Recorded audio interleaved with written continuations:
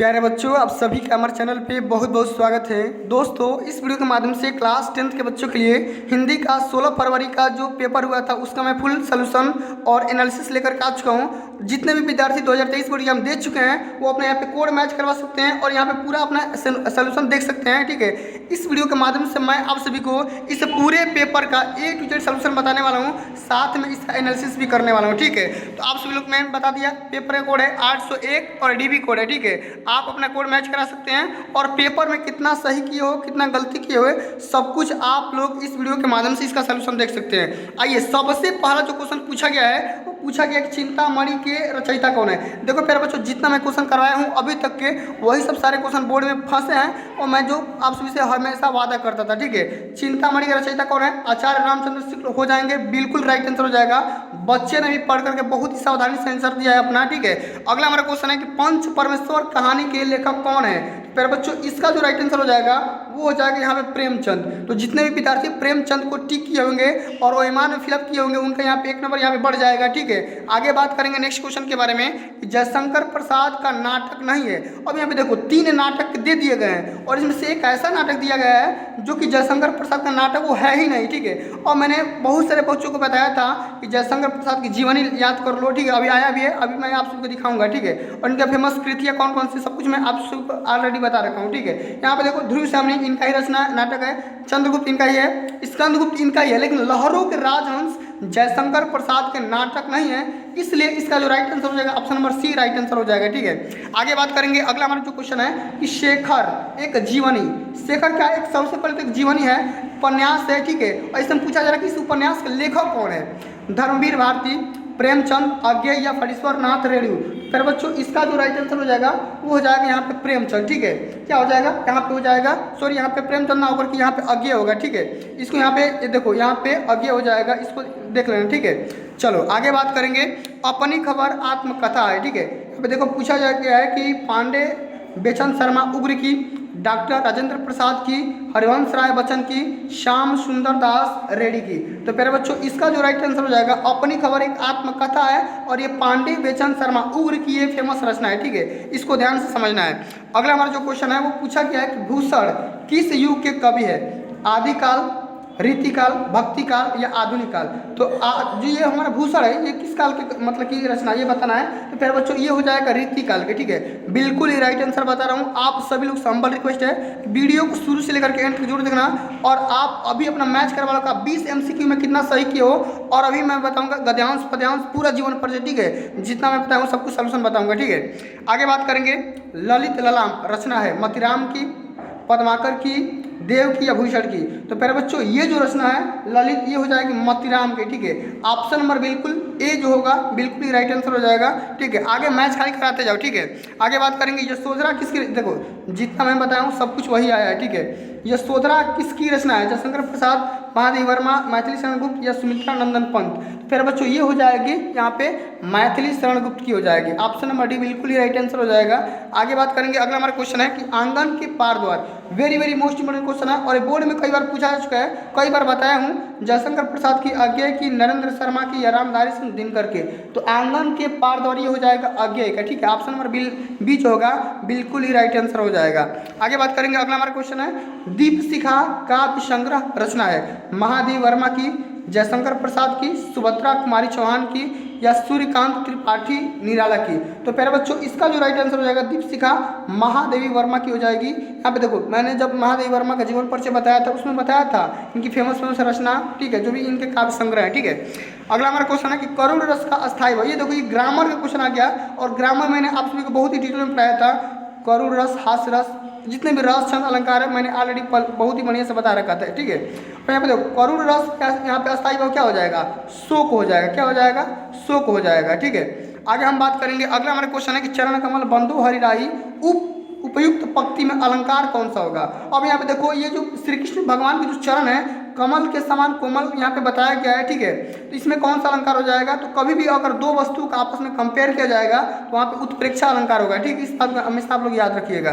ठीक है, आगे हम बात करेंगे 13 नंबर क्वेश्चन बोल रहा है कि यह एक सममात्रिक छंद है, इसमें 4 चरण होते हैं और प्रत्येक चरण में 24 मात्राएं होती है, 11 और 13 मात्राएं यति होती है, यह लक्षण किस छंद का है? तो बिल्कुल ही राइट आंसर इसका हो जाएगा रोला। ठीक है, रोला क्या हो जाएगा? रोला एक सममात्रिक छंद हो जाएंगे और इसके प्रथम, ठीक है, 4 चरण होते हैं, ठीक है, सभी को पता है, और 24 मात्राएं होती है, ठीक है, और 11 और मतलब कि 13 मात्राएं पर क्या हो जाती है? विराम हो जाती है, यानी कि यति हो जाती है। ठीक है, चलिए अगला हमारा जो क्वेश्चन दिया गया है, पर्यावरण शब्द में प्रयुक्त उपसर्ग है, बताना। देखो उपसर्ग बताना है। अब देखो सभी को पता होगा जो हमारा प्रत्यय होगा वो पहले नहीं आएगा, उपसर्ग हमारा पहले आएगा, तो हमारा क्या हो जाएगा? इसमें हमारा ये हो जाएगा प्र, क्या हो जाएगा? पर्या होगा कि वर्ण होगा कि परि होगा कि क्या हो जाएगा? प्र होगा, इसमें पर्या हो जाएगा। ठीक है, option number A right answer हो जाएगा। ठीक है, आगे बात करेंगे महानता शब्द में किस प्रत्यय का प्रयोग किया गया है? महानता, अब यहाँ पे देखो प्रत्यय पूछा है, तो प्रत्यय मतलब पीछे होगा। ठीक है, ठीक है, क्या होगा?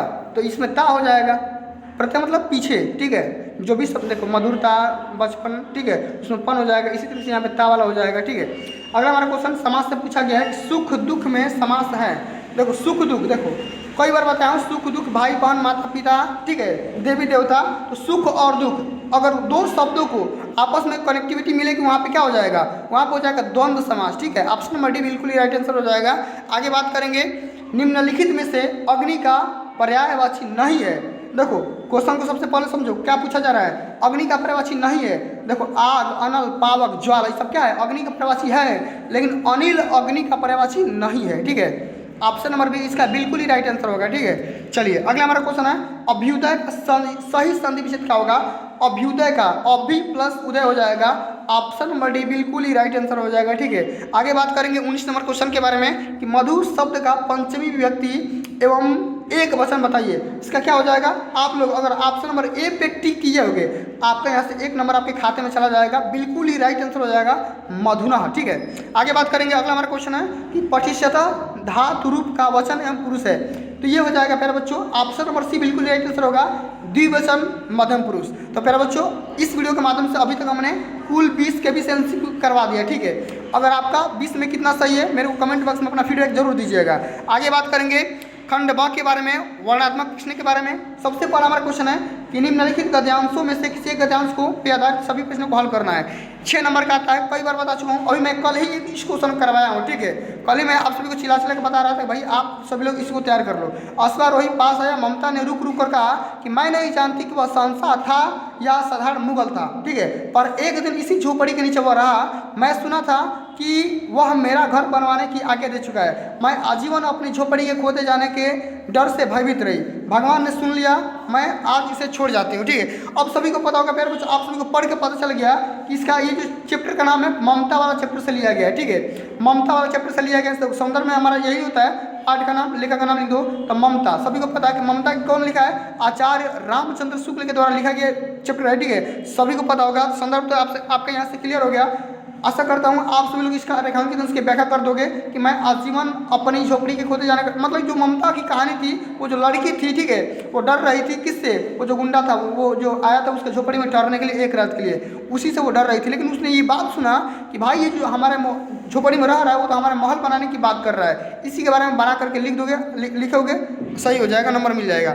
आगे बात करेंगे, ममता के आजीवन भयभीत रहने का कारण क्या था? तो वो जो इंसान था वही उसका मेन रीजन था। ठीक है, भयभीत रहने का। आगे बात करेंगे, अगर आपको वो नहीं आ रहा है, अगर आशा करता हूँ अगर ये किए होगे तो ये भी समझ लो कि कितना जीवन बरस पड़ा है इन दीवारों पर, जैसे फसाने अजायब का भंडार खुला हुआ है। अब यहाँ पे देखो एक बात यहाँ पे आप सभी लोग देख रहे हो कि अगर देखो अजायब दीवारें, अगर मतलब ऐसा कोई अगर आ रहा है विलासी या भिक्षु, तो सभी को अगर कलाकार के बारे में अगर कुछ पूछा जा रहा है तो सभी को पता होगा कि ये अजंता वाला चैप्टर है। कौन है? अजंता वाला चैप्टर से लिया गया है। ठीक है, ठीक। अब देखो पाठ का नाम मैंने बता दिया, अजंता से लिया गया है। अब इसके रचनाकार कौन हो जाएंगे? तो भगवत शरण उपाध्याय जी हो जाएंगे। अब यहाँ पे देखो आपके यहाँ पे क्वेश्चन यही पूछा जा रहा है कि उपयुक्त गद्यांश का संदर्भ लिखिए। तो संदर्भ में आप लिख दो कि प्रस्तुत गद्यांश हमारी पाठ्य पुस्तक हिंदी में संकलित अजंता नामक शीर्षक से लिया गया है, जिसका रचयिता कौन है? भगवत शरण उपाध्याय जी हैं। और रेखांकित अंश की व्याख्या कर सकते हो, कोई दिक्कत की बात नहीं है। ये क्वेश्चन समझने वाले कलाकारों के हाथ से क्या क्या सिरस्ते चले गए हैं, तो उनकी जो भी कला है वो क्या हो जाए, हट रही है, धीरे धीरे खत्म हो रही है। ठीक है, आसानी से लिख दोगे। अब अगला हमारा ये पद्यांश दे दिया कि पूर्व निकसी रघुबर बधु, सेम टू सेम वही वाला चीज़ है। ठीक है, पाठ का नाम लिख दोगे, कवि का नाम लिख दोगे। यहाँ पे पूछा गया कि श्री राम के नेत्रों से आंसू क्यों बहने लगे, तो बिछड़ने पे क्या हो गया, उनके आंसू से आंखों से आंसू आ गए। देखो यहाँ पर लिखा भी गया है इस बात को लेकर के। ठीक है, आगे बात करेंगे रेखांकित अंश में। यहाँ पे देखो इसमें पूछा जा रहा है कि इसमें से कौन सा अलंकार है। ठीक है, अलंकार बताना है। ठीक है, आगे बात करेंगे यहाँ पे एक छोटा सा यहाँ पे एक और पदंश दिया गया है, ये भी सेम टू सेम वही है, कोई दिक्कत की बात नहीं है। सेम यहाँ पे देखो एक यहाँ पे लिखा गया संस्कृत का टुकड़ा दिया गया है। ठीक है, खंड का, इसमें बोला गया इसका संदर्भ लिखना है, प्रसंग लिखना है और हिंदी में अनुवाद करना है। कैसे करोगे, कई बार करवाया हूँ, जा करके चैनल पे देख लोगे। ठीक है, कई बार चैलेंज करके बोला हूँ, जितना बता रहा हूँ उतना ही आएगा। कई बार बताया हूँ कि ऐसा नगरी भारतीय संस्कृत भाषाश केंद्रम असलम अस्ति, मतलब देखो ये जो चैप्टर का नाम है वाराणसी है। ठीक है, और इसका जो हिंदी में अनुवाद कैसे करोगे, भाई संदर्भ तो लिख ही लोगे, कोई दिक्कत की बात नहीं है। अब हिंदी में अनुवाद कैसे करोगे, ऐसा नगरी मतलब यह नगरी भारतीय संस्कृत की मतलब सभी भाषाओं का केंद्र स्थल है कौन, बनारस। ठीक है, यहाँ पे देखो इत एवं संस्कृत वर्मस्य संस्कृत आलोक सर्वत्र प्रसिद्ध, मैंने कहने का सेंस यहाँ पे है कि इस संस्कृत भाषा का जो आलोक है, जो ज्वाला है, वो हर देशों में फैला हुआ है। और यहाँ पे देखो बनारस में एक मुगल युवराज आया था दारा शिकोह नाम का, वो यहाँ पे आया था, भारतीय दर्शन का यहाँ पे अध्ययन किया था। अध्ययन करने के बाद इतना वो प्रभावित हो गया कि वो क्या कर दिया, इस वाराणसी में इस संस्कृत को क्या कर दिया, मैंने फारसी में अनुवाद करवा दिया। यहाँ पे लिखा है ना कि फारसी भाषा कारिता, मैंने इसका मैंने आप सभी को अनुवाद भी करवा दिया। ठीक है, आगे बात करेंगे अथवा वाला नागरिक बहुकालम यावत अचिंत्यत। ठीक है, अगर वो नहीं यार तो इसको करना है। ठीक है, आगे बात करेंगे यहाँ पे देखो एक छोटा सा पद्यांश का टुकड़ा दिया गया 2 लाइन वाला, सर्वे भवन्तु सुखिनः, ये भी करवा दिया हूँ। चैनल पे चेक करो कि सही बोल रहा हूँ गलती, एक बार जाओ क्लास 10th हिंदी का प्लेलिस्ट ओपन करो, सब कुछ आप सभी को मिल जाएगा। ठीक है, आगे बात करेंगे जीवन परिचय से रिलेटेड। यहाँ पे ये तो यहाँ पे आप सभी को हर एक जिले का अलग अलग होता है, करखंड बलिया वालों के लिए होता है। ठीक है, अगला जो हमारा मेन क्वेश्चन यहाँ पे कि लेखक का जीवन परिचय। अब यहाँ पे देखो कई बार बताया कि लेखक का जीवन परिचय कैसे लिखना है। अब देखो आचार्य रामचंद्र शुक्ल इनका भी बताया हूँ, भगवत स्वरूप उपाध्याय का इनका भी बताया हूँ, जयशंकर प्रसाद इनका भी बता रखा हूँ। ठीक है, एक बार चेक कर लो, मिल जाएगा। ठीक है, गोस्वामी तुलसीदास रसकांत सुमित्रानंद पंत मैथिली शरणगुप्त। यहाँ पे देखो 7 में से 2 ही करना था, या तो इनमें तीनों में से किसी को करना था,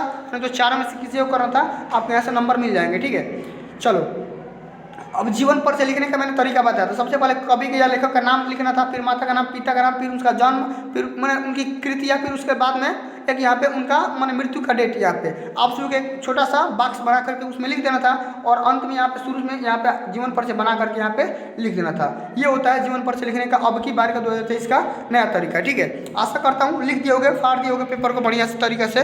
ठीक है, आगे बात करते हैं। ये क्वेश्चन मैंने ऑलरेडी कई बार करवाया हुआ हूँ कि अपने पाठ्य पुस्तक में से कंटेस्ट किया हुआ एक श्लोक लिखना था, कई बार करवा चुका हूँ। ठीक है, जो कि प्रश्न पत्र में ना आया हो। और यहाँ पे देखो बीरा केन पूछे थे, कई बार करवा हूँ भाई, बीरा बीरेण पूछे थे। ठीक है, बीरा बीरेण पूछे थे। और यहाँ पे देखो पदेन बिना किम दुरम याति, तो पदेन बिना पत्रम दुरम याति हो जाएगा।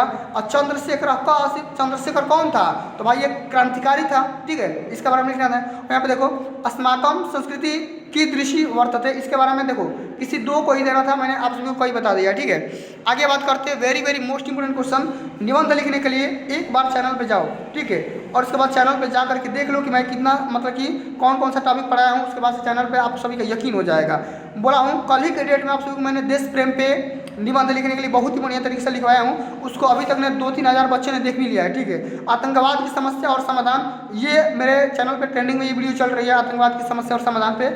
प्रदूषण और मानव जीवन ये भी करवा रखा हूँ, और आज़ादी का अमृत महोत्सव, तो सब कुछ मैं आप सभी को अपने चैनल पे करवा दिया था। ठीक है, एक बार मैच करा करके देख लेना कि भाई मतलब उसका लिंक मैं डिस्क्रिप्शन में डाल दूंगा कि जिस टॉपिक पे आप निबंध लिखे होगे कि वो टॉपिक सही से लिखे हो कि नहीं लिखे हो, एक बार डिस्क्रिप्शन चेक करना, आपको लिंक मिल जाएगा। तो प्यारे बच्चों आज के लिए बस इतना ही।